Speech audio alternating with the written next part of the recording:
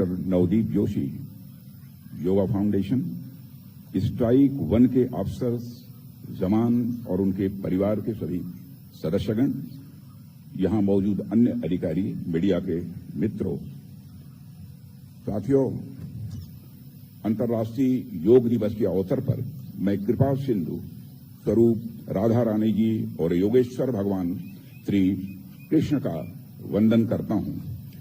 साथियों, ब्रज की सुंदरता, ब्रज का वैभव और ब्रज की पवित्रता से पूरी दुनिया अच्छी तरह परिचित है।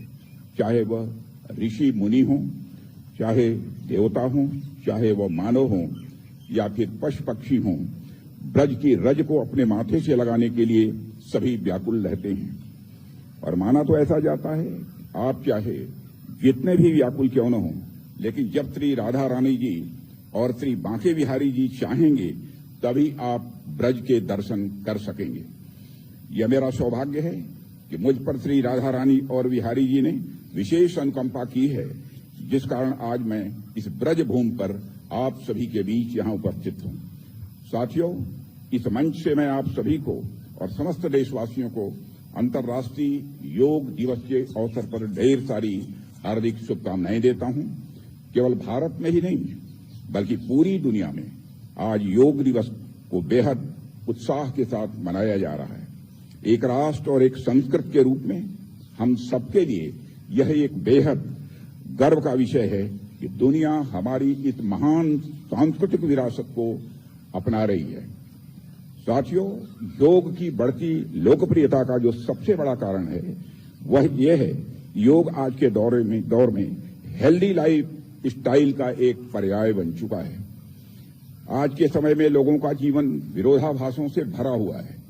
विरोधाभास मैं इसलिए कह रहा हूं क्योंकि आज का जो यह दौर है वह पहले के समय से कहीं ज्यादा सुख सुविधाओं वाला है। बावजूद इसके मानव अपने को सुखी महसूस नहीं करता है। प्राचीन काल की तुलना में आज हमारे पास भोजन ज्यादा है, आज हमारे पास मशीनें ज्यादा हैं, आज हमारे पास एक जगह से दूसरे जगह तक जाने के लिए यातायात के सुगम साधन भी मौजूद हैं। लेकिन इन तमाम सुख सुविधाओं वाले साधनों की उपलब्धता के बावजूद मानव सुखी होने की बजाय दिन ब दिन तरह तरह के तनाव और परेशानियों से घिरता जा रहा है। साथियों, आज मनुष्य में अकेलेपन की भावना बढ़ रही है। पहले जमाने में जब ज्वाइंट फैमिली होती थी तो वहां सभी एक दूसरे के सुख दुख का विशेष रूप से ख्याल रखते थे। परिवार के अलावा आस पड़ोस के लोग, रिश्तेदार व समाज, इन सब से बहुत ही गहरा नाता होता था। अकेलेपन जैसी कोई बात नहीं होती थी। लेकिन आज यदि आप देखें तो स्थिति काफी बदली है। आज गांव का, मोहल्ले का, रिश्तेदारों का, यहां तक कि परिवारों का भी बंधन पहले की तुलना में कमजोर हो गया है।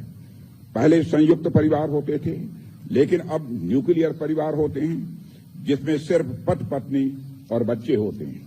कई बार तो हमें सिंगल मेंबर हाउस होल्ड भी देखने को मिलता है। एक जगह तो मैं कहीं पढ़ रहा था कि आजकल DINK यानी डबल इनकम नो किड्स का भी एक कंसेप्ट आ गया है, जहां हस्बैंड और वाइफ दोनों ही कमाते हैं, लेकिन वहां अपनी मर्जी से बिना बच्चों के रह रहे हैं। इसके अलावा आप देखिए तो पहले की तुलना में